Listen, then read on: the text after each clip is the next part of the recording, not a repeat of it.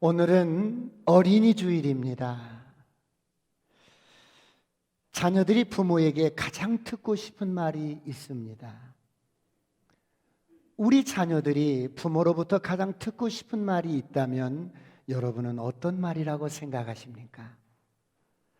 어떤 설문조사에서 조사한 바에 의하면 많은 부분들이 있지만 1번, 2번, 3번 그런 순위만 말씀드리겠습니다. 첫 번째로 고맙다라는 말입니다. 아들아, 고맙다. 내가 이렇게 잘 자라주어서 고맙다. 두 번째는 자녀들이 부모에게 듣고 싶은 말이 있습니다. 자랑스럽구나. 아들아, 아빠는 내가 참 자랑스럽다. 그런가 하면 자녀들이 부모로부터 듣고 싶어하는 말이 세 번째는 사람들 앞에서 인정해주고 칭찬해주는 말을 듣고 싶다고 합니다. 어린이 주일을 맞이해서 이런 은혜가 있기를 축원합니다. 오늘은 여러분 어떻습니까? 위대한 사람은 태어나는 것이 아니라 여러분 만들어진다는 말이 있습니다. 위대한 지도자는 태어나는 것이 아니라 학습과 훈련을 통해서 만들어집니다. 그러므로 당신의 말은 당신의 운명을 조각합니다. 당신의 말은 당신의 자녀의 운명을 조각합니다. 좋은 말, 긍정적인 말을 선포해 주시길 축원합니다. 그렇다면 사랑하는 성도 여러분, 하나님께서 쓰시는 사람은 어떤 사람일까요? 하나님께서는 쓰시는 지도자를 어떻게 만들어 가실까요? 여러분, 세상은 기업이 원하는 인재를 만들어 갑니다. 세상이 원하는 인재들이 있어요. 삼성이 원하는 인재들이 있어요. 그래서 우리 부모님들은 자녀들을 기업과 세상이 원하는 인재들을 만들기 위해서 수없이 노력을 합니다. 가정교육부터 시작해서 여러분 학원과 학교교육, 수많은 교육들을 통해서 세상이 원하는 인재, 기업이 원하는 인재, 회사가 원하는 인재들을 만들어 가는데 수많은 시간과 에너지와 돈과 노력을 투자를 합니다. 사랑하는 성도 여러분, 그렇다면 하나님이 원하시는 인재는 어떤 사람일까요? 우리가 인생을 잘 살기 위해서는 어떻게 해야 되지요? 첫째로, 출생의 비밀을 알아야 합니다.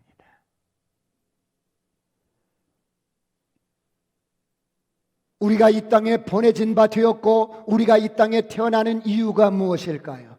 여러분의 자녀가 이 땅에 태어난 이유가 무엇일까요? 일반적으로 잘 먹고 잘 살기 위해서 태어났습니까? 물론 그렇습니다. 그렇다면 인생을 여러분 잘 살기 위해서는 어떻게 해야 돼요? 출생의 비밀을 알아야 합니다. 목사님, 무슨 소설 제목 같은데요? 아니, 누군가 한 번 내 인생의 여정 속에서 이런 출생의 비밀을 가르쳐 줬더라면 저는 인생을 방황하지 않습니다. 여러분의 자녀들에게 출생의 비밀을 정확하게 가르쳐 준다면 여러분의 자녀는 방황하지 않을 것입니다.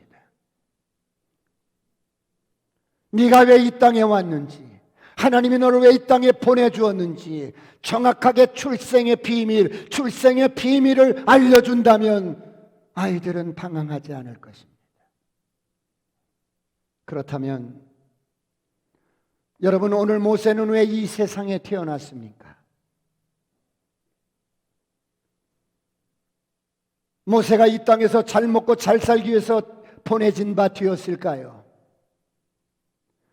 모세가 이 땅에 보내진 바 되고 이 땅에 태어난 것은 여러분 민족을 구원하기 위한 것이요, 영혼을 구원하기 위한 것이요, 하나님 나라의 인재로 쓰임받기 위한 것입니다. 오늘 이런 은혜가 있기를 축원합니다. 이것이 출생의 비밀입니다. 이것이 출생의 비밀이에요.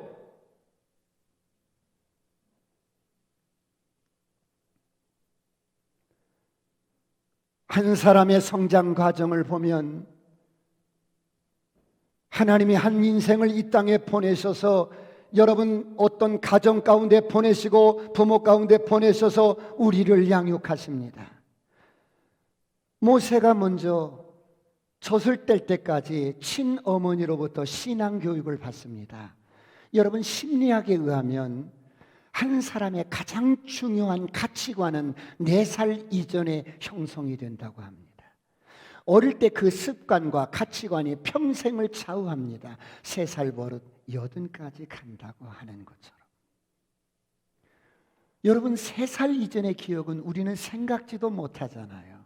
그런데 그 시간의 것이 어떻게 평생을 지배합니까? 이때에 소위 인간의 무의식이 개발이 되는 거예요. 우리가 모든 것을 생각하고 판단하고 사는 것 같아도 절대 그렇지 않습니다. 무의식적인 반응들이 우리가 굉장히 많은 지배를 받고 영향을 받습니다. 예를 들어 어떤 사람을 딱 보는 순간에 예쁘다, 이게 하나하나 분석해서 판단하는 게 아니에요. 보는 순간에 생각지 않은 여러분 생각, 머리까지 전달되지 않고 내리는 판단, 이것이 굉장히 우리 삶 속에서 많은데 이것이 다 무의식에서 나오는 것들이에요. 4살 이전의 경험 속에서 여러분 형성된 그 무의식이 그냥 반응을 하는 것입니다. 그래서 그 시기가 정말 중요한 것입니다. 어머니의 말과 표정과 행동, 이런 것들을 아이들은 왜 그런지도 모른 채 따라하면서 마음속에 그 가치관을 그대로 습득하는 겁니다. 그래서 어릴 때 신앙교육이 가장 중요합니다. 모세 어머니는 모세에게 젖을 물리면서 아가야, 너는 히브리 사람이야. 너는 히브리 민족이지. 넌 히브리 민족의 아들이야. 저기 고난받는 사람들이 바로 내 동포란다. 이렇게 가르칩니다. 모세야, 하나님이 우리 민족에게 어떤 약속을 한 줄 아니? 너는 하나님을 위해서 살아야 해. 젖을 물리면서 모세를 그렇게 가르칩니다. 그 다음 단계로 모세가 어때요? 애굽의 모든 학문을 다 배웁니다. 지도자가 되려면 무식해서는 안 된다고 하잖아요. 더군다나 애굽에서부터 이스라엘 백성들을 건져내기 위해서는 애굽을 알아야 합니다. 세상을 알아야 합니다. 죄를 알아야 합니다. 세상이 어떠함을 알아야 합니다.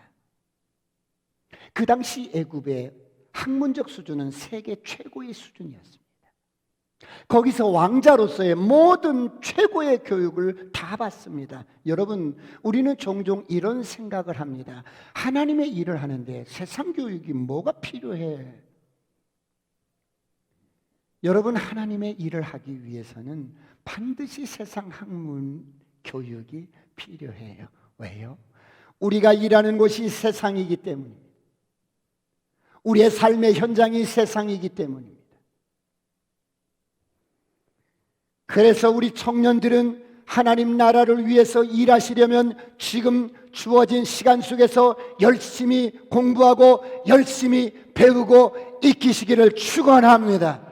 다음 세대인 우리 자녀들을 하나님의 인재로 잘 준비시켜주는 저와 여러분이 되시길 축원합니다. 여러분, 모세가 이런 세상의 최고의 수준의 교육을 다 마쳤을 때 어떤 일이 벌어졌을까요? 히브리서 11장 26절, 24절, 26절까지 다 같이 합독합니다. 시작. 믿음으로 모세는 장성하여 바로의 공주의 아들이라 칭함받기를 거절하고 도리어 하나님의 백성과 함께 고난받기를 잠시 제약의 낙을 누리는 것보다 더 좋아하고 그리스도를 위하여 받는 수모를 애굽의 모든 보화보다 더 큰 재물로 여겼으니 이는 상 주심을 바라봄이라. 모세가 어떤 제한이 있었는데, 애굽의 학문을 다 마쳤을 때 어떤 제한이 있었는데 그 제한에 청함을 거절했답니다. 무슨 말입니까? 모세에게 이미 어떤 제의가 있었어요. 어떤 제의가 있었어요? 모세의 양어머니 공주는 바로의 외동딸입니다. 그러니까 모세가 애굽의 왕이 될 수도 있었어요. 왕이 되지 않는다 해도 모세에게는 미래가 보장이 되어 있었습니다. 그런데 어떤 조건이 하나가 있었습니다. 그 조건이 무엇입니까? 모세스, 네가 이스라엘 사람이라는 것을 부인만 한다면, 네가 하나님의 백성인 것을 부인만 한다면, 네가 히브리 민족이라는 것을 부인만 한다면, 너의 출생을 부인만 한다면 애굽을 너의 조국으로 생각하고 내가 애굽을 위해서 살 수만 있다면 내가 너에게 왕으로 내가 추대할게.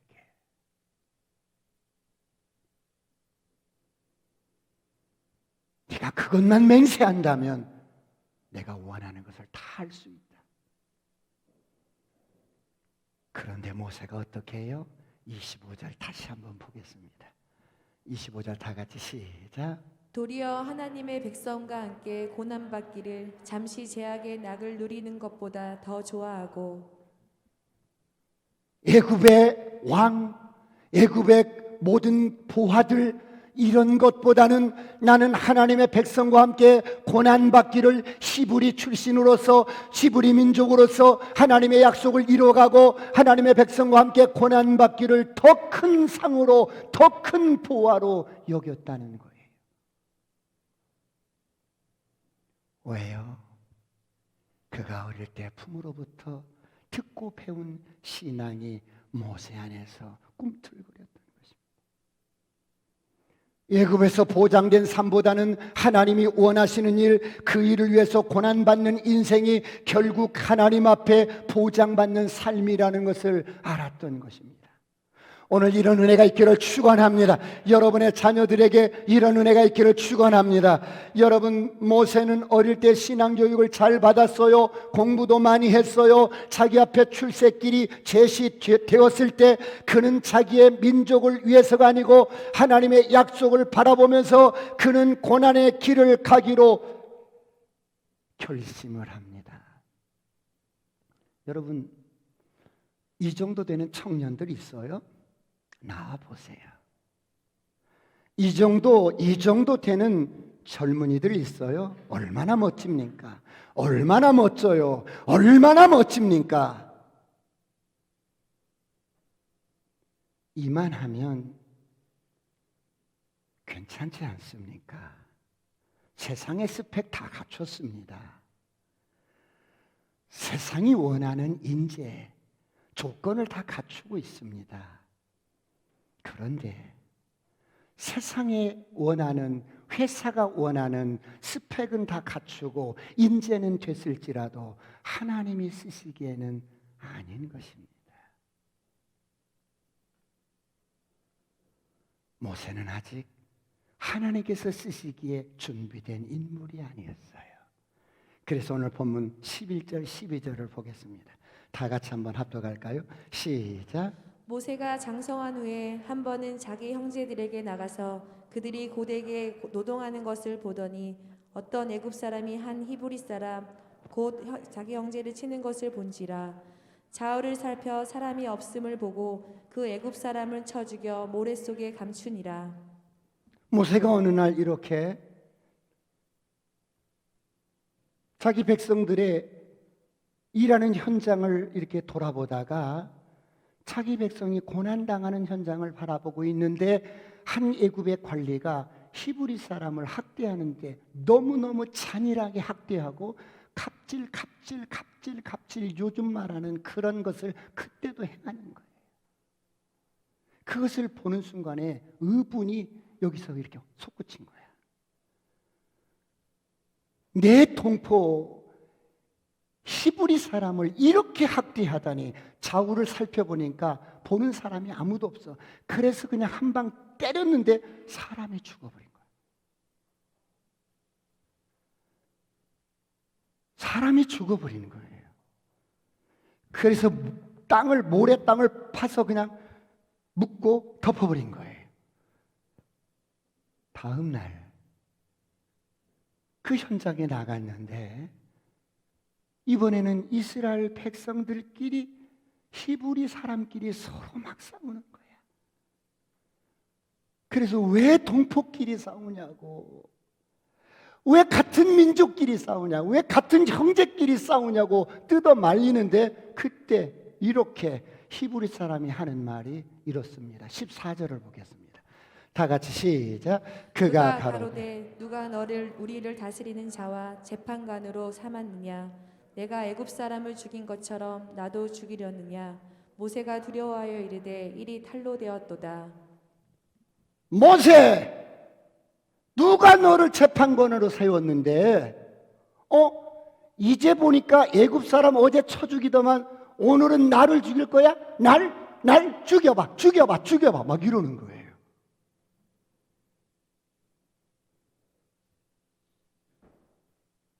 여러분, 모세는 적어도 자기의 여러분 동포 히브리 민족과 여러분 동일시 여겼습니다. 같은 형제요, 같은 피를 가진 히브리 민족, 지금 고난받고 있는 이 민족이 내 형제라는 동일시 여겼던 겁니다.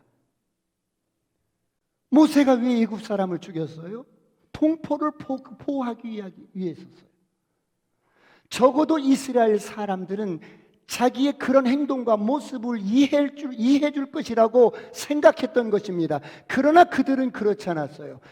그들을 위해서 그런 행동을 했는데 그들은 몰라주고 오히려 그것들 때문에 비밀이 탄로가 났어요. 모세가 사람을 죽였어요. 그런데 오늘은 또 나를 죽이려고 해요. 모세가 사람을 죽였다고 해요. 나를 보세요. 모세가 사람을 죽였는데요, 오늘은 나를 죽이려고 해요. 나를. 이렇게. 여러분, 이게 인생이에요.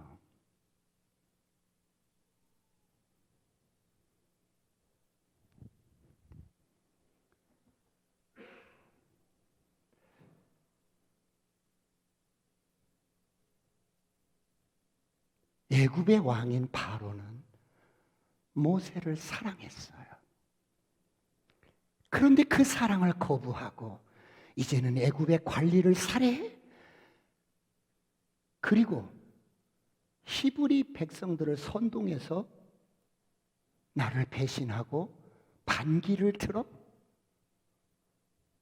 모세가 그런 일을 꾀하고 있구나. 모세를 향한 바로의 사랑이 증오로 바뀝니다. 여봐라! 모세를 당장 체포하거라! 모세는 히브리 백성으로부터 버림받고, 여러분 애굽에서도 버림받고, 그래서 어때요? 광야로 도망가는 신세가 됩니다. 모세의 세 번째 교육 과정은 광야에서 시작이 됩니다. 여러분, 광야에서 철저하게 하나님 앞에 훈련과 교육을 받습니다. 모세만 그럴까요? 아니요. 오늘 저와 여러분이 하나님의 일을 하면서 세상의 지식도 중요하지만 세상의 지식을 가지고 하는 것이 아니라 하나님 앞에 바로 서서 영적인 일을 하기 위한 교육이, 훈련이 필요하다는 거예요. 오늘 이런 은혜가 있기를 축원합니다. 그럼 두 번째로 하나님은 어떻게 우리를 훈련하시는가? 두 번째, 사람이 되는 교육을 하십니다. 사람이 되는 교육이 뭐예요? 여러분, 세상의 모든 학문과 교육은 기업이 원하는 인재를 만들어내고 맞춤 교육을 시킵니다. 회사가 원하는 인재, 세상이 원하는 인재, 똑똑하고 탁월하고 뭐가 어떻든 상관없어. 회사가 원하는 인재만 키워내면 되는 거야. 그런데 하나님은 하나님이 원하시는 인재가 있어요. 하나님이 만드시는 인재가 있어요. 하나님 앞에 쓰임받는 사람이 있어요. 그런 사람을 만들기 위해서 오늘 또 하나님은 교육하고 훈련하셔요. 그럼 하나님은 어떤 사람을 쓰셔요? 바로 겸손한 사람을 쓰셔요. 하나님 앞에 겸손하게 우리 자녀들을 키워내는 저와 여러분이 되시길 축원합니다. 그렇다면 여러분, 겸손을 어떻게 하나님은 우리를 훈련하실까요? 실패를 통해서. 세상이 내 뜻대로 되지 않는 실패를 통해서 겸손을 가르칩니다.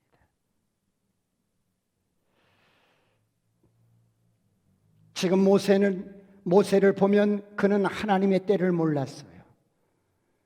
여러분, 하나님께는 시간이 있어요. 내가 원하는 시간이 있고 하나님이 원하는 시간이 있어요. 자기는 나이 40이 되었고 공부할 것 다 했어요. 세상의 스펙은 다 쌓았어요. 이제는 내가 나서서 일할 때라고 생각했지만 하나님 보시기에는 아직은 훈련되지 않은 거예요.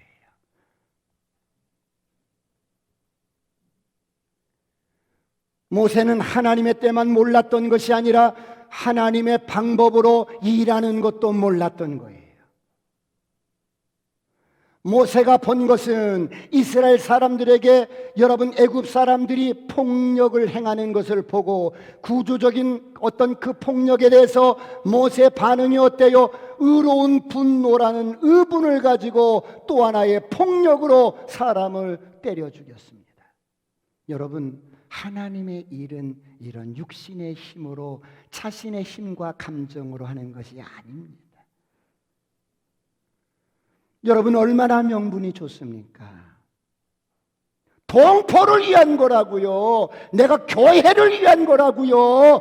내가 이렇게 화를 내고 의분을 내는 거 당연한 거 아니에요? 당연한 거. 그런데 그런 의분은 아무짝에도 쓸모가 없어요. 그런 의분은 어설프기 짝이 없어요. 폭력에 대해 폭력으로 맞서고 거기에 또한 진압이라는 체포 명령이라는 또 하나의 폭력을 당하게 되고 폭력이 악순환됩니다. 여러분, 폭력은 폭력으로 해결되지 않아요.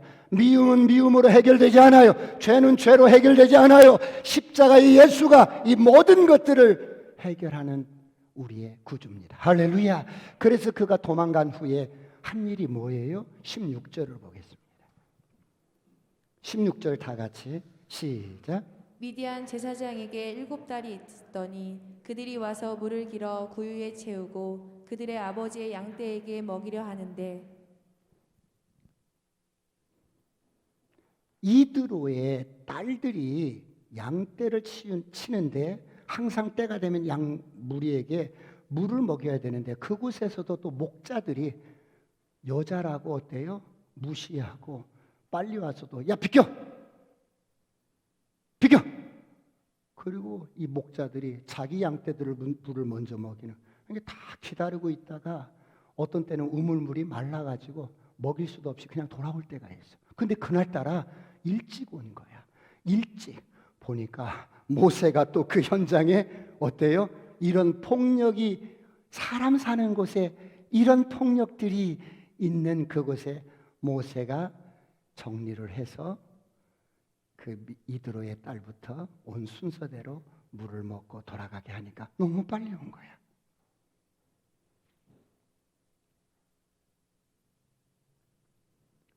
너희들 왜 이렇게 오늘은 빨리 왔어? 아빠, 오늘은 어떤 애굽에서 온 사람 같은데 그 사람이 도와서 양떼들에게 물을 일찍 먹일 수가 있어서 항상 그 목자들이 항상 우리를 힘들게 했잖아.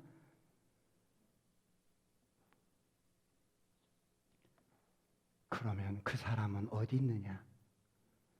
그를 불러서 식사라도 대접하지 않아야겠느냐? 그 모세를 불러서 잔치를 하는데 모세가 딱히 갈 곳이 없는 거예요. 그래서 그곳에 머물기를 기뻐한지라 딸을 주어서 결혼을 시켰다는 이야기입니다. 사랑하는 성도 여러분, 모세가 폭력으로 대항하다가 모든 것을 잃었습니다. 의분이라는 명분으로 여러분 폭력으로 행하다가 고향도 잃고 여러분 도망자의 신세가 되었습니다. 그런데 미디안 광야에서도 충분히 주먹을 쓸 수가 있었는데도 비폭력으로 나갈 때 새로운 고향을 얻게 됩니다. 모세가 비폭력적인 사람이 됩니다. 그리고 이제 새로운 광야에서 그의 삶이 시작이 됩니다. 여러분, 이제 모세는 모든 것이 깨져버렸어요. 위대한 지도자가 되겠다는 꿈도, 하나님 나라의 어떤 비전도, 여러분 어떤 사명도 모든 것이 산산이 부서져 버렸어요. 민족을 구원하겠다는 것도 한낱 꿈에 불과했던가 어주버 태평열월이 꿈이련가 하노라.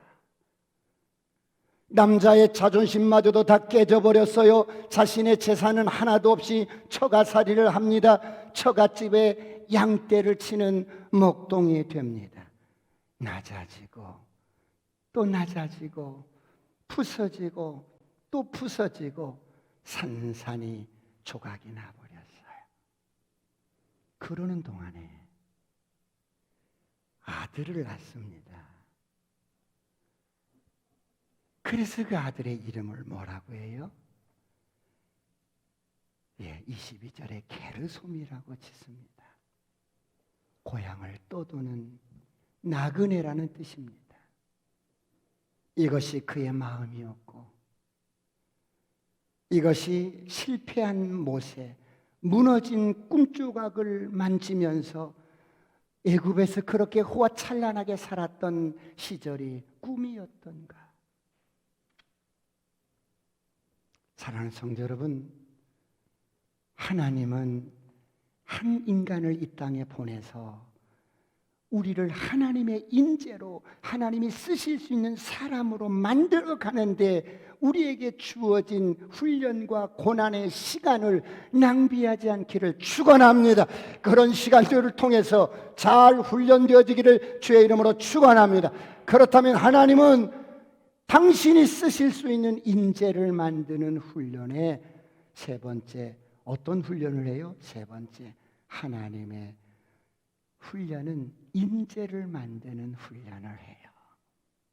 인재가 어떻게 만들어지는데요? 여러분, 국영수 못하면요, 이 세상에서도 좋은 대학교 못 가요. 그런 것처럼 하나님도 하나님의 인재를 만드는데 필수 과목이 있어. 그게 뭔 줄 아세요?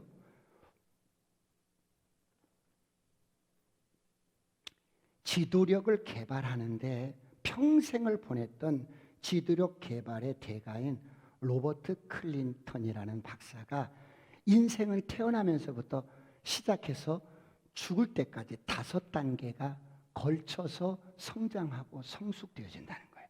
첫 번째 단계가 주권적 기초라고 그래요. 주권적 기초는 어떤 단계냐? 여러분, 우리의 의지와는 상관없이 우리가 한국에 태어났어. 내 의지와는 상관없이 내가 이 시가문에 태어났어. 난 미국에 태어나고 싶었는데, 난 아프리카에 태어나고 싶었는데, 이런 우리의 의지와는 상관없이 여러분 태어나고 보니까 여러분 내가 이렇게 한국에 태어났고, 내가 눈 뜨고 보니까 우리 아버지가 이씨였어. 이건 내 의지와는 아무런 상관없이 그냥 태어난 거예요. 하나님이 보내신 거예요. 이것을 주권적 기초 단계라고 그래요. 여러분의 자녀도 지금 하나님이 여러분의 가정에 이렇게 보내신 거예요. 할렐루야. 그러므로 에레미야서 1장 4절로 5절을 한번 볼까요? 다 같이 합독합니다. 시작. 여호와의 말씀이 내게 임하니라. 이르시되 내가 너를 모태에 짓기 전에 너를 알았고 내가 배에서 나오기 전에 너를 성별하였고 너를 여러 나라의 선지자로 세웠노라 하시기로. 하나님께서 어머니의 모태로 나를 잉태하기 전부터 나를 알았어. 하나님이 이렇게 때가 되면 우리를 이 땅에 보내셨는데 이런 부분들을 주권적 기초 단계라는 거예요.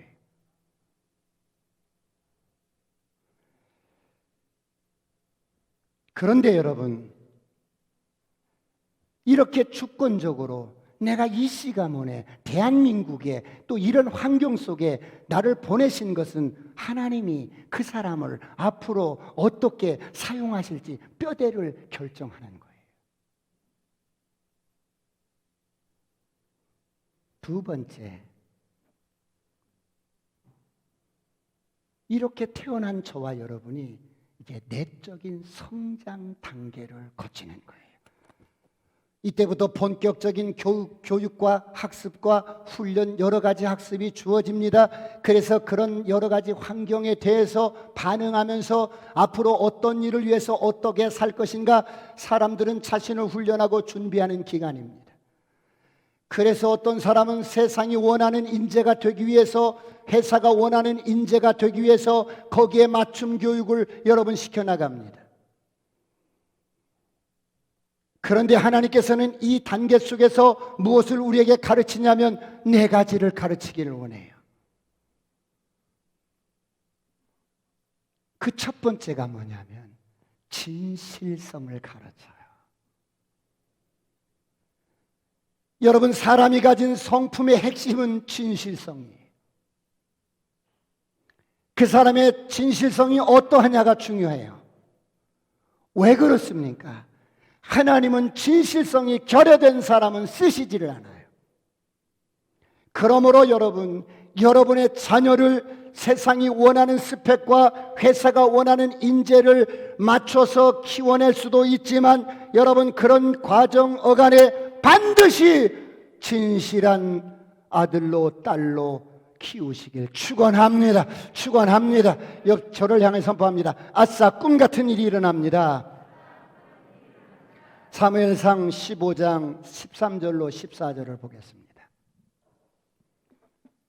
13절 14절 시작. 사무엘이 사울에게 이른즉 사울이 그에게 이르되 원하건대 당신은 여호와께 복을 받으소서. 내가 여호와의 명령을 행하였나이다 하니 사무엘이 이르되 그러면 내 귀에 들려오는 이 양의 소리와 내게 들리는 소의 소리는 어찌 됨이니이까 하니라.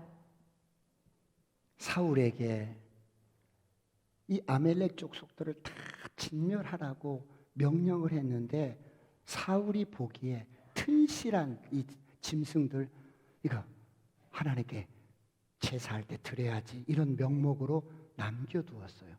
모든 짐승까지 진멸시키라는 하나님의 명령을 내 임의로 해석해서 그냥 내가 남긴 거야. 그래서 사무엘이 사울을 딱 만났을 때 첫 마디가, 사울이 이렇게 말해요. 원컨대 당신은 여호와의 복을 받으소서. 내가 여호와의 명령을 다 행했나이다. 그때 사무엘이 이렇게 대답합니다. 그러면 내 귀에 들려오는 이 양의 소리와 내게 들리는 이 소의 소리는 어찌 됨이니까? 사무엘이 사울을 똑바로 바라보면서, 그 눈을 똑바로 바라보면서 이렇게 말을 합니다. 하나님이 당신을 버렸습니다.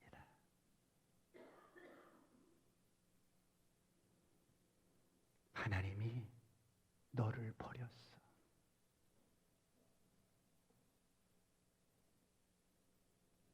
무엇을 말씀합니까? 하나님은 진실성이 결여된 사람은 진실성이 검증될 때까지 쓰시질 않아요. 여러분, 세상의 스펙도 중요하고 세상이 원하는 인재를 만들어내는데 중요하게 여길 수 있어요. 그러나 그 모든 것들은 하나님 앞에 진실성을 잃어버리면 아무것도 아니에요. 우리에게 맡겨진 자녀들을 잘 키워내시길 축원합니다. 두 번째, 하나님이 우리를 광야에서 우리를 하나님의 인재로 훈련하기 위해서 두 번째 성품은 순종입니다. 하나님은 사람을 키우실 때, 하나님 나라의 인재를 키우실 때 순종하는 법을 자꾸 훈련하고 가르칩니다.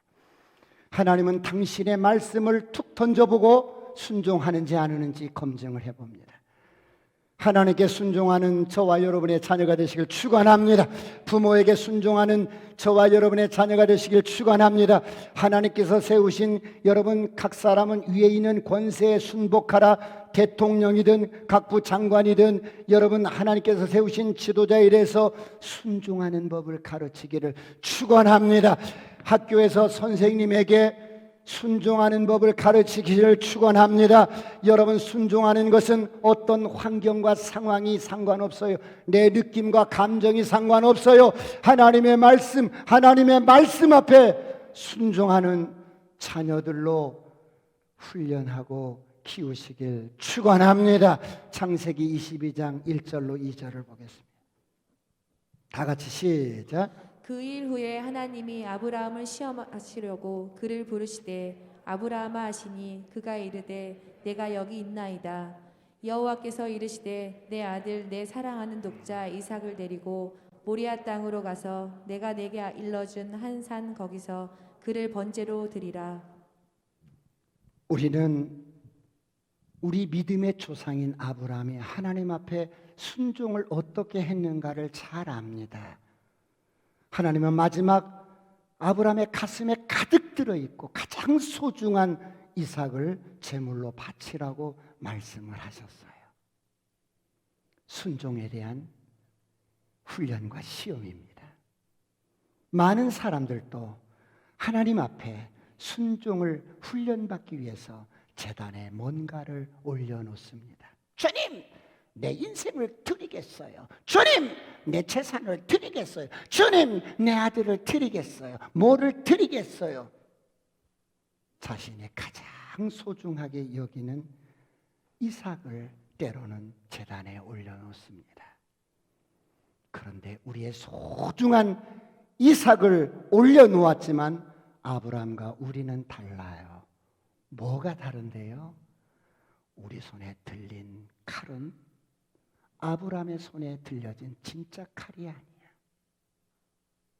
여러분이 붙들고 여러분이 쥐고 있는 칼은 고무칼이야. 이 고무칼을 가지고 제단 앞에 가서 순종하는 척을 하는 거야. 어머나.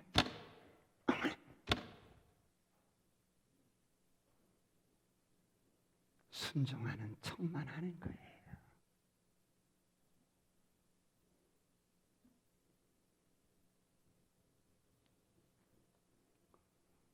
부모님께도 순종하는 척만 할 수 있고 지도자에게도 순종하는 척만 할 수 있고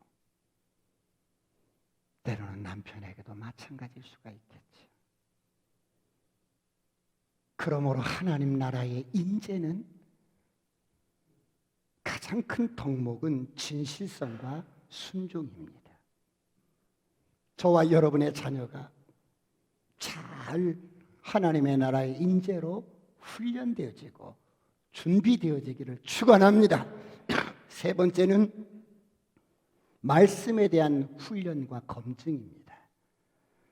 하나님을 얼마나 사랑하는지, 그래서 하나님의 말씀을 얼마나 사랑하는지, 하나님이 하신 말씀은 내 기분과 상관없이, 내 감정과 상관없이, 상황과 상관없이 하나님의 말씀은 언제나 나에게 힘이 되는 거예요. 이런 은혜가 있기를 축원합니다. 그래서 하나님의 백성들은 하나님께서 쓰시는 사람들은 말씀을 통해서 영혼을 잘 먹이는 사람. 그래서 어때요? 자기 자신의 영혼을 늘 말씀의 떡을 먹으면서 힘을 얻고 일어서고, 성도가 이 세상을 살아가는 힘은 돈이 아니라 어떤 명예와 권세가 아니라 여러분 말씀의 힘으로 살아가시길 축원합니다. 이것을 자꾸만 가르치는 거예요.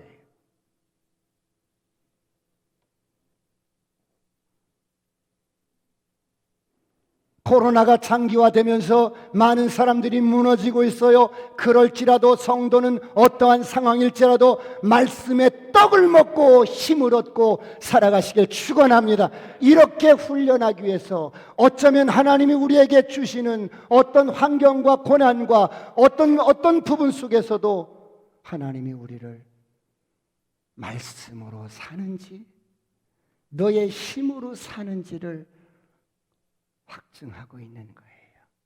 잘 세워지시길 축원합니다. 그렇다면 여러분, 마지막으로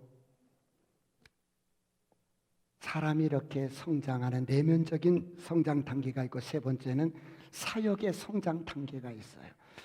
이게 무슨 말씀이냐면,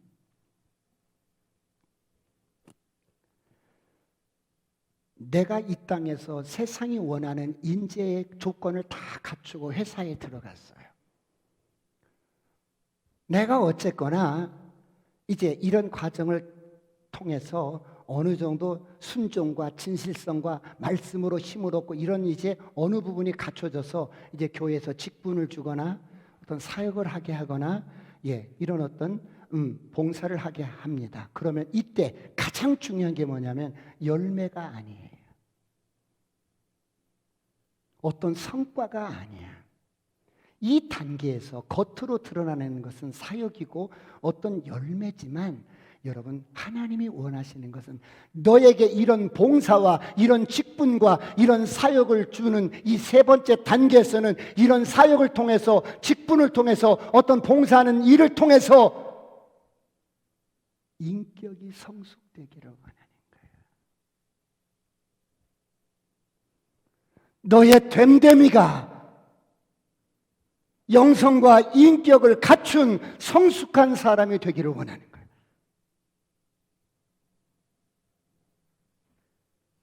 그래서 이런 봉사를 하면서 사람이 만들어지고, 이런 사역을 하면서 사람이 인격적으로 만들어지고 영성적으로 만들어지고 주님을 닮아가게 되는 거예요. 오늘 이런 은혜가 있기를 축원합니다. 축원합니다. 내가 여러분 멋진 명문대를 나와서 회사를 들어갔는데 맨날 카피만 해오래. 네가 할 줄 아는 게 뭔데? 그래도 나는 스카이를 나왔단 말이에요. 그래? 그걸로 뭐를 하는데?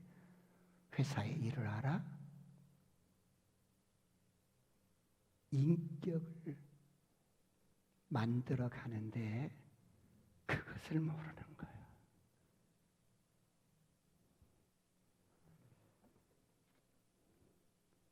이 세 번째 단계를 통과하는 사람이 많지가 않은 거예요.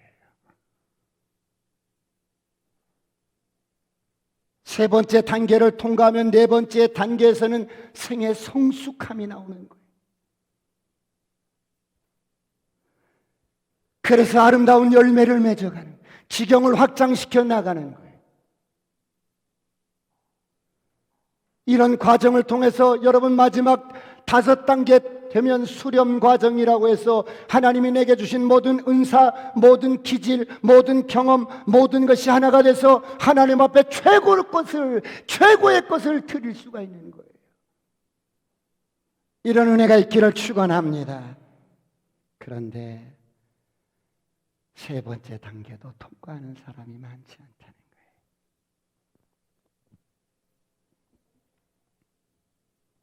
거예요. 왜요? 사람들이 훈련받기를 싫어하는 거예요. 나를 버리기를 싫어하는 거예요. 훈련 자체가 싫은 거야. 그래서 수삼년 신앙생활했지만, 수삼년 교회를 출입하지만 사람이 변화가 안 되고 인격이 성숙되지 않는 거예요.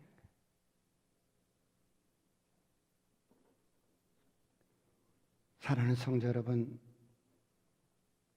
여러분들이 주님을 섬기고 교회를 섬기며 봉사할 때 가장 중요한 것은 하나님과의 인격적인 깊은 만남에 초점을 두시길 축원합니다. 깊은 만남에 인격적인 성숙에 관심이 없고 맡겨진 사역에 신경 쓰다 보면 내적인 성장과 성숙이 이루어지지 않아요. 그래서 이런 사람들이 무슨 일을 하면 하나님께 영광을 드러내는 게 아니라 항상 원망과 시비와 갈등과 어둠과 미움과 이런 것으로 얼룩지는 거예요. 새로워지시길 축원합니다. 축원합니다. 사랑하는 성도 여러분, 이번 주가 어린이 주일입니다. 저와 여러분이 우리 자녀들을 하나님 나라의 인재로 잘 키워내기를 축원합니다. 지금 코로나가 장기화되고 있어요. 우리에게 주어진 이 시간 속에서 하나님은 지금 우리를 어떤 사람으로 만들어가고 있는지를 잘 관찰하셔야 돼요. 코로나로 인하여 하나님 앞에 더 성장하고 성숙한 인격이 되시길 축원합니다. 사람의 성장과 발전은 한순간에 되는 게 아니고 평생을 통해서 하나님 앞에 여러분 세워가야 할 우리의 몫입니다. 그렇다면 한 주간 동안 어떤 문제 앞에서 어떤 환경 속에서 내가 가만히 있어도 하나님이 계획하신 대로 일방적으로 나를 세워가고 끌고 가는 인생이 아니라 항상 인격적인 관계 속에서 상호작용을 하는데 현실이 아무리 어려워도 힘들고 고통스러워도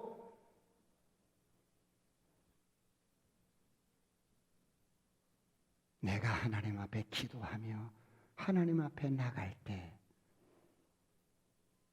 하나님은 그런 인생을 세우시고 인격을 성숙시키시고 성장시켜서 하나님 나라의 멋진 인재로 사용할 줄 믿습니다. 한 주간 동안 이런 은혜가 있기를 축원합니다. 기도하시겠습니다. 다 같이 한번 기도하실 때 하나님,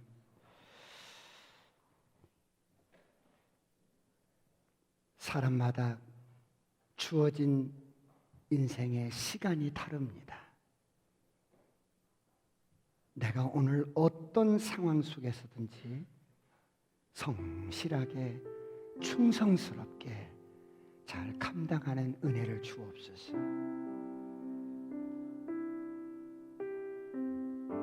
우리에게 주어진 일은 시간마다 주어지는 것이 다릅니다. 우리가 해야 할 일들은 지나간 일에 연연할 필요 없습니다. 오늘 내게 주어진 일, 허락된 하나님의 손길에 순종하면서 잘 세워지고 성숙한 우리 자녀들이 되게 하여 주옵소서. 다 같이 통성으로 주여 삼창하시고 기도하시겠습니다.